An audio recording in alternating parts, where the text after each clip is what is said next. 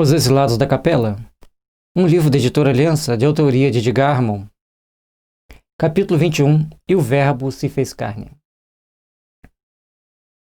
E então vieram dias nos quais, mais que nunca, havia uma aura de expectação em toda a natureza, e um mudo e singular anseio no coração dos homens. As vozes dos profetas tinham soado, advertindo todo mundo sobre o advento miraculoso, e até mesmo o local do divino nascimento já estava determinado, como vimos, por Miqueias, da Palestina, e pelo Bhartashastra, na Índia. Então, naquele momento havia uma grande serenidade, uma grande expectação. Todos os corações respiravam e sentiam uma atmosfera de serenidade, de pacificação. Emmanuel fala que aquele momento era um momento inexplicável nos corações dos homens. A paz e a segurança. Augusto, que se regozijava de estar governando com muita paz, não sabia que ele tinha o maior tesouro sob seu império. O maior tesouro que toda a população da Terra já poderia ter tido algum dia: Jesus. Com a sua atmosfera, com a sua aura de amor e de paz, pacificava todo o planeta. Estava-se no século de Augusto, sobre um pleno reinado de paz e de glória. O espírito dos dominadores, saciados de vitórias e derrotas, repousava. Floresciam as artes, a literatura, a indústria e o comércio, e a charrua roteava os campos fecundos, conduzidas pelas mãos rudes e calejadas dos guerreiros e nativos. Não tinha guerra. Tudo estava em paz. Todos caminhavam com segurança, viviam um momento de pleno esplendor. Tudo florescia. Tudo caminhava dando certo. Tudo ia acontecendo para que o bem de todos pudesse florescer. Em todos os lares, plebeus ou patrícios, as oferendas votivas se acumulavam nos altares engalanados dos deuses penates. Caminhava-se o mundo para uma paz resplandecente. Caminhava-se o mundo para a interiorização de sentimentos nobres, caminhando para o resplandecer de novos ideais, de novas fontes de luz para nossos corações. E ali, não se sabia como ou porquê, reinava uma atmosfera de serenidade e harmonia em todos os corações. Os templos sagrados de Marte tinham, enfim, cerrado suas portas. Os templos de Marte, o deus da guerra, se estava tudo em paz, não tinha motivo para que estivessem ativos. Tudo estava caminhando segundo as determinações do Senhor. E as naves romanas, trirremes, ao cantar monótonos e doloroso dos escravos remadores, sulcavam ativas. Os verdes mares latinos, pejadas de mercadorias pacíficas, vindas de todos os portos do globo, que na realidade era toda a região do Mediterrâneo. O Mediterrâneo, então, torna-se um mar de paz, onde eram transportados víveres. O comércio, cada vez mais intenso, marcava aquele momento, marcava aquela época. As trocas comerciais aconteciam. Naturalmente, tudo prosperava. Tudo estava em paz. Aproximava-se a chegada do Messias. E os corações humanos estavam pacificados. Na Roma imperial, os dias se levantavam e se deitavam ao esplendor bárbaro e fascinante das diversões infindáveis dos anfiteatros repletos, e sob a segurança das multidões apaziguadas pelo aroma do pão de trigo, bendito e farto, que não faltava mais em nenhum lar, o César sobrevivia. Naquele momento, tudo estava em ordem. Tudo caminhava com segurança, chuva no tempo certo, as plantações sempre vingando e o pão sempre à mesa. Saturado de glória efêmera e apoiado nas suas legiões invencíveis, o Senhor do mundo recebia, indiferente e entediado, as homenagens e as referências de todas as nações que conquistara. A ordem romana, a lei romana, a paz romana, sem contestadores, imperava por toda parte. e todos o aceitavam, porque foi determinado pelo Cristo que assim fosse. Mais à frente nós vamos estudar o A Caminhos da Luz, e Emmanuel vai mostrar para nós que, primeiramente, Alexandre o Grande conquista toda a região do Oriente Médio, aonde hoje é a Turquia, a Mesopotâmia, que é o Iraque, Kuwait, Irã. Toda aquela região fica sob o domínio grego. E o grego, então, passa a ser também uma segunda língua em todas aquelas regiões. A Síria, até o Egito. Ele chega com as suas conquistas. E ali, Israel também foi uma conquista de Alexandre. Tudo ali, então, passava-se a falar o grego.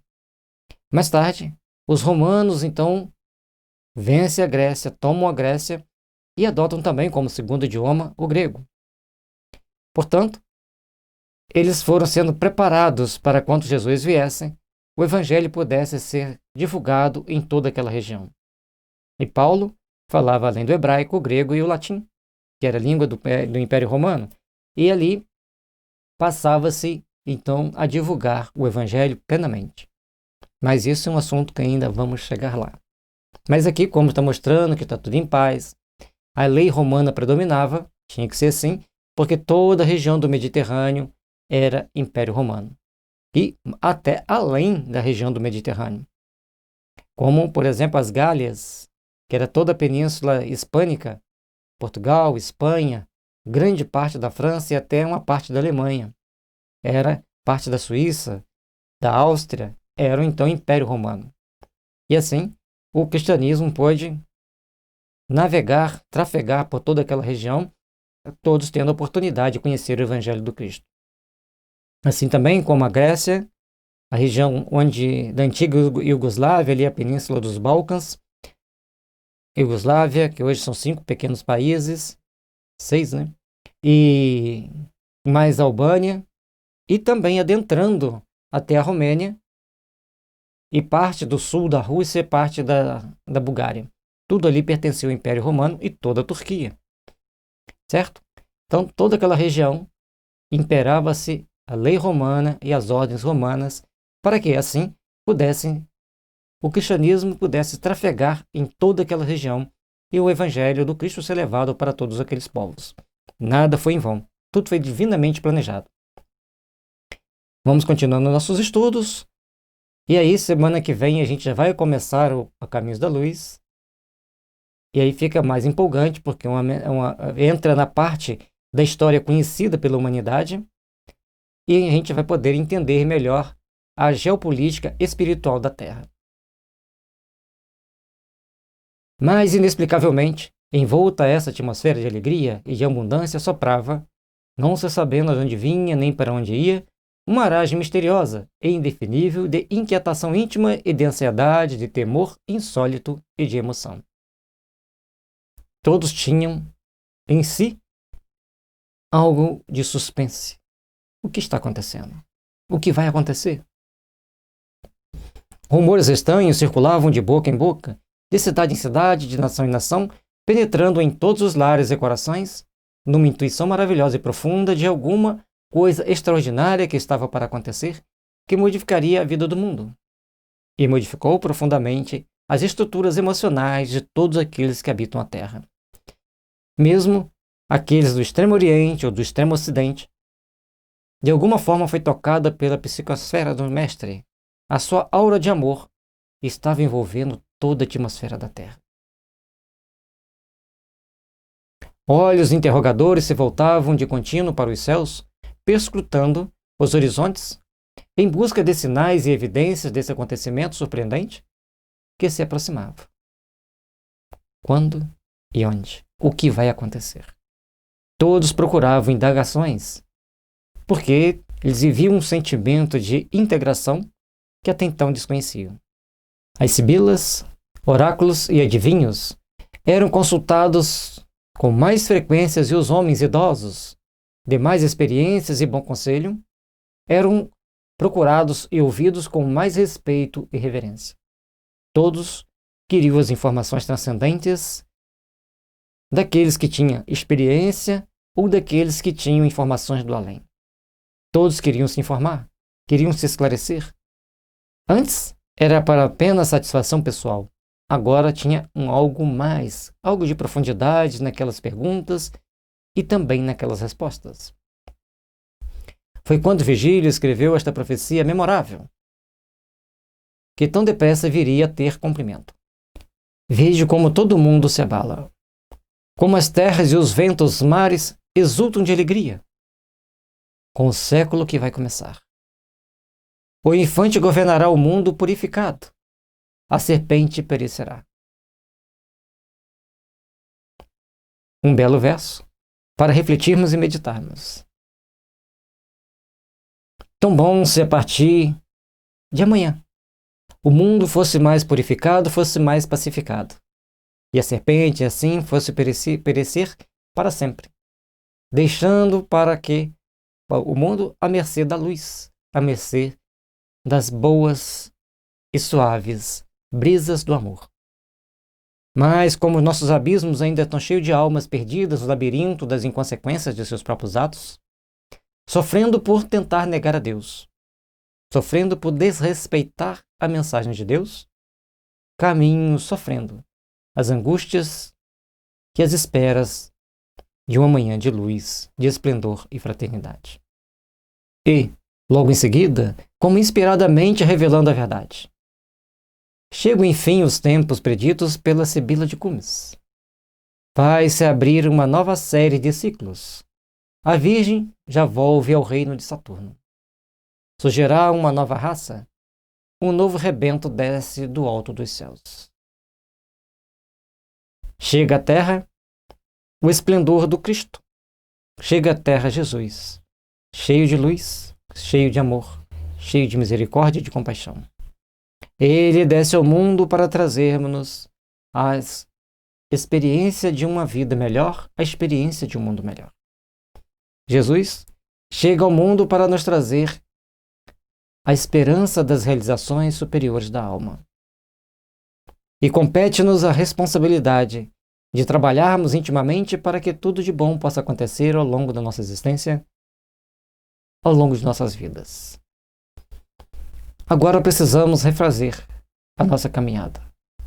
Observar que Jesus já veio, e agora precisamos fazer com que Ele habite o nosso coração.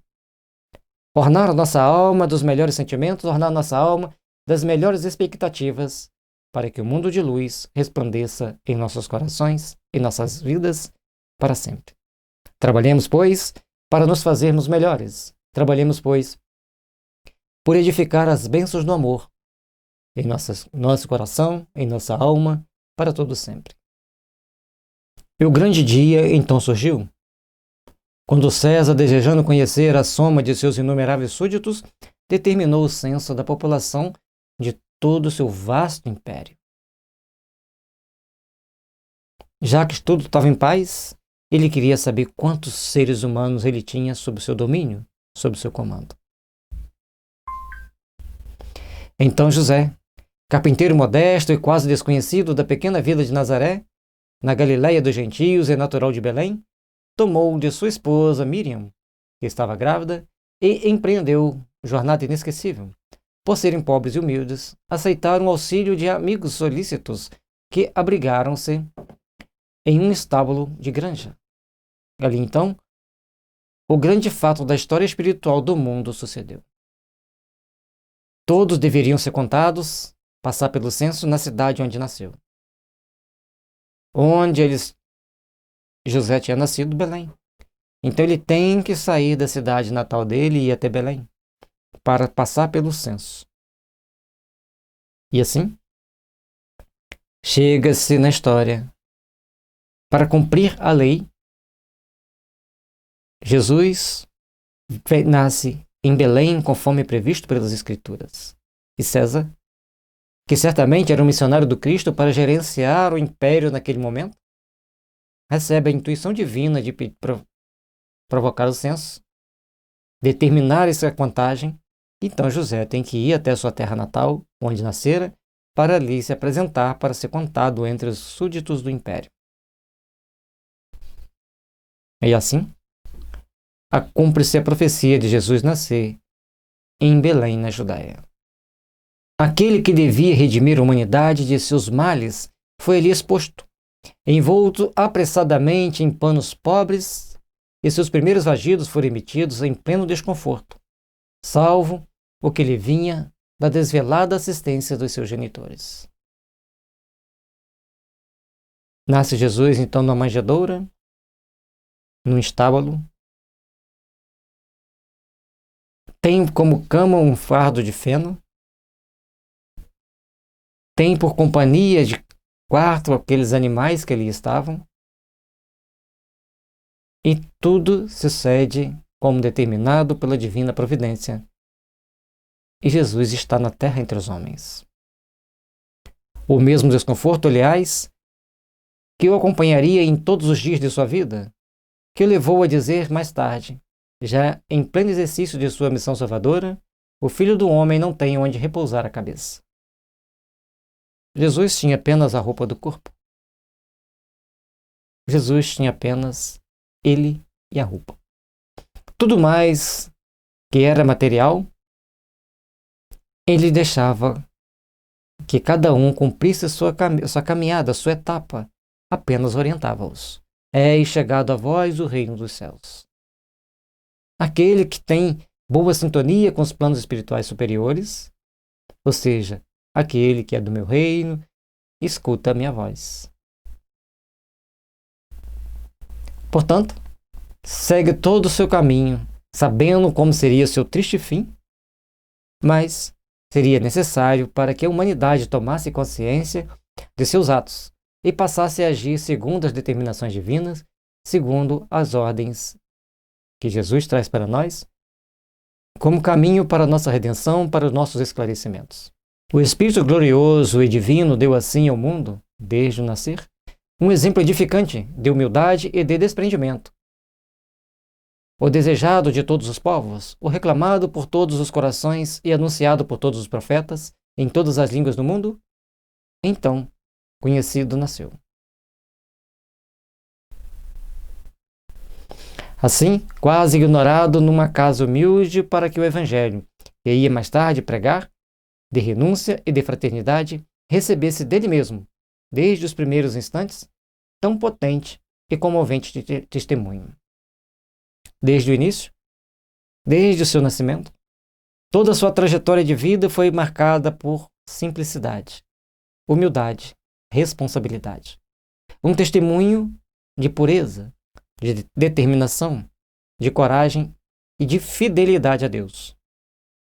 Em momento algum, Jesus anunciou-se ser Deus, sempre colocando-se como Filho de Deus, que o Pai o havia enviado para a remissão dos homens, para servir de caminho, de verdade e de vida.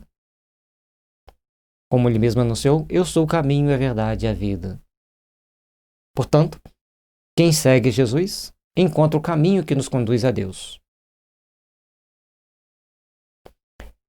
Emocionante momento este. As estrelas dos sacerdotes caldaicos se levantam no horizonte. O Verbo se fizera carne e, descendo à terra, habita entre os homens. O sol, em seu giro fecundante, gloriosamente entrava em peixes. E a ampulheta do tempo, nesse instante, marcou o encerramento de um ciclo, que teve início, como já vimos, com a depuração espiritual do mundo, após a comunhão de espíritos do céu e da terra, a queda de uns servindo à elevação de outros, visando a unidade, que é a consumação fundamental da criação divina. Começa-se o ciclo, onde a consciência humana já seria capaz de distinguir o bem do mal. Começa-se o ciclo onde a maldade do homem começa a ser reduzida e a bondade começa a imperar. Por mais que venhamos a ver maldades nos corações e nações dos homens atual, já existe uma infinidade de bondade brotando em vários corações, em vários pontos do globo, em vários pontos do planeta. O mundo da maldade certamente está chegando ao fim. O reino de Jesus começa a nascer nos corações humanos e toda a humanidade despertará para Deus. Também marcou a abertura de um outro ciclo, em que os frutos dos ensinamentos trazidos pelos enviados do Senhor e por Ele próprio ratificados e ampliados quando entre os homens viveu, brotassem fecundos e promissores da árvore eterna da vida, para que a evolução da humanidade daí por diante se desenvolvesse em bases morais mais sólidas e perfeitas. A partir de Jesus, começa-se o aperfeiçoamento de todos os ensinamentos éticos e morais da humanidade. Por mais que em determinados momentos a humanidade tenha tido uma queda, em outros ela tem uma ascensão ainda maior. Porque nos corações já tinha o germe da bondade, já tinha o germe da luz do ensinamento de Jesus, já tinha a centelha da esperança de uma vida melhor, de um mundo melhor. E todos os corações começam a resplandecer as bênçãos do Evangelho do Senhor. A promessa feita nos páramos etéreos da capela estava, pois, cumprida. Ele desceu, o Divino Senhor, ao seio ignaro e impuro da massa humana terrestre, para trazer o auxílio prometido, para redimir, com sua presença, sua exemplificação e seus ensinamentos sublimes, as duas raças dos homens, a da capela e a da terra, que no decorrer dos tempos mesclaram, confraternizaram e partilharam os mesmos sentimentos, angústias e esperanças. E assim, a partir daquele momento que Jesus vem trazendo esses ensinamentos sagrados, trazendo a exemplificação de como vivenciar esse Evangelho sagrado, começa então a brotar em todos os corações humanos na Terra a semente do bem, a semente do amor, a semente da fraternidade. Compete-nos hoje, todos nós que já estudamos o Evangelho, procurar irrigar todos os corações com a centelha de esperança, para que esse amor possa crescer e frutificar, fazendo resplandecer em todos a luz do amor, da fraternidade e da paz. Precisamos estar sempre centrados e mentalizados no bem, para que toda a luz do Senhor possa envolver toda a terra. Que todo o amor do Cristo esteja envolvendo todos os nossos corações. Todo o planeta está envolto nesse Evangelho, nesses ensinamentos de luz, e que possamos aprender a construir cada dia mais o sentimento de paz, de esperança, de fraternidade, de compaixão e de todas as qualidades inerentes a um espírito perfeito. Porque somente nos buscando o nosso aperfeiçoamento, buscando a nossa perfeição, é que nos aproximaremos do Cristo, que nos aproximaremos de Deus e encontraremos a verdadeira paz em nossas almas. Façamos, pois, por onde começarmos, um caminho de luz, um caminho de esperança e de fraternidade legítima. Porque somente assim o mundo será melhor. Somente assim o mundo terá mais paz, será mais leve, mais resplandecente. Os Exilados da Capela, um livro de Edgar Moon, editado pela Editora Aliança. Visite o site da editora, editoraliança.com.br. Que Jesus esteja sempre nos abençoando, nos envolvendo na tua luz sagrada, no teu amor bendito, para que todas as vossas bênçãos de amor, de paz e de esperança estejam envolvendo nossos corações, derramando sobre nós a luz resplandecente, que deverá brilhar sempre em nossas almas, sempre em nossas vidas. Paz e luz, que as bênçãos de Jesus estejam sempre presentes em nós, alimentando-nos, iluminando-nos, fortalecendo-nos, hoje, agora e sempre. Que assim seja.